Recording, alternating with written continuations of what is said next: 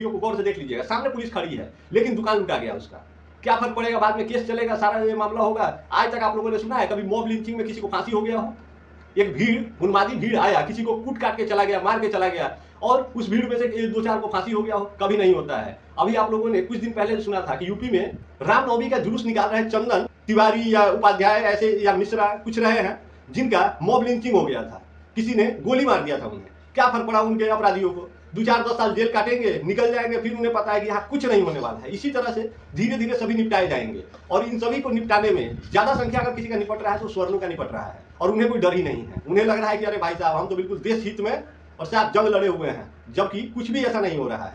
हाँ, थोड़ा सा शक और संशय का विषय है कि हिंदुओं में प्रजनन दर कम है जबकि मुस्लिमों में प्रजनन दर अधिक है। लेकिन 1992 का अगर आंकड़ा देखिए तो मुस्लिमों का प्रजनन दर 5.5 था, यानी एक महिला पे औसतन 5 बच्चे पैदा कर रहे थे लोग। लेकिन वही 2022 और 23 का अगर आंकड़ा उठा के देखिए तो 1.96 उनका भी प्रजनन दर रह गया है, बहुत गिरावट आया है। और हिंदुओं का 1.54 के आसपास रह गया है प्रजनन दर। तो इस दर में गिरावट आई है। लोग शिक्षित हो रहे हैं, समझदार हो रहे हैं, अपने आप ही जनसंख्या धीरे धीरे कम कर रहे हैं वो लोग। लेकिन राजनीतिक पार्टी आपको क्या डर दिखाती है? कांग्रेस दिखाती है कि मुस्लिम और दलित प्रताड़ित हो रहे हैं और उनका हक लूटा जा रहा है। कौन लूट रहे हैं? तो स्वर्ण लूट रहे हैं।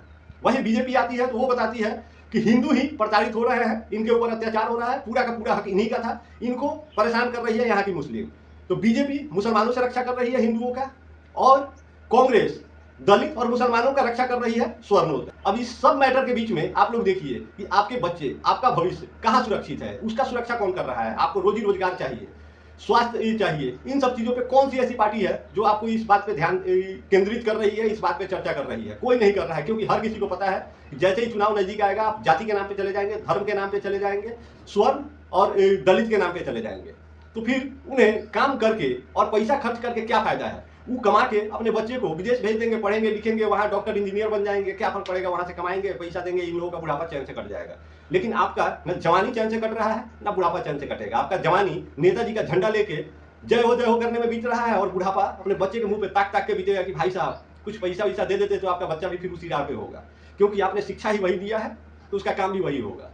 और ये जो राजनीति पार्टी आपको डर दिखाती है मुस्लिमों की आबादी बढ़ रही है, तो एक चीज बताइए, मुस्लिमों के घर में 10,000 बच्चे अगर पैदा हो रहे हैं तो हिंदुओं के घर में 53,000 पैदा हो रहे हैं। इस हिसाब से आंकड़ा कभी कम होने वाला नहीं है। हमेशा से ही हिंदू यहाँ बहुसंख्यक ही रहेंगे और मुस्लिम अल्पसंख्यक ही रहेंगे। जो जैसा रूप रंग ढांचा तैयार है उसी ढांचे में रहेगा। हाँ, थोड़ा बहुत 19-20 का फर्क पड़ सकता है और वो पड़ेगा कहाँ? स्वर्णों के घर में, जो फॉरवर्ड कास्ट है, जो वेल एजुकेटेड है, इस तरह के जो लोग हैं उनके घर में जनसंख्या कम होगा, क्योंकि वो लोग समझते हैं कि भाई साहब जनसंख्या बढ़ाने से फायदा नहीं है, जनसंख्या कम रहेगा उतना ही ज्यादा सुरक्षित रहेगा। तो भाई साहब अगर आपका जनसंख्या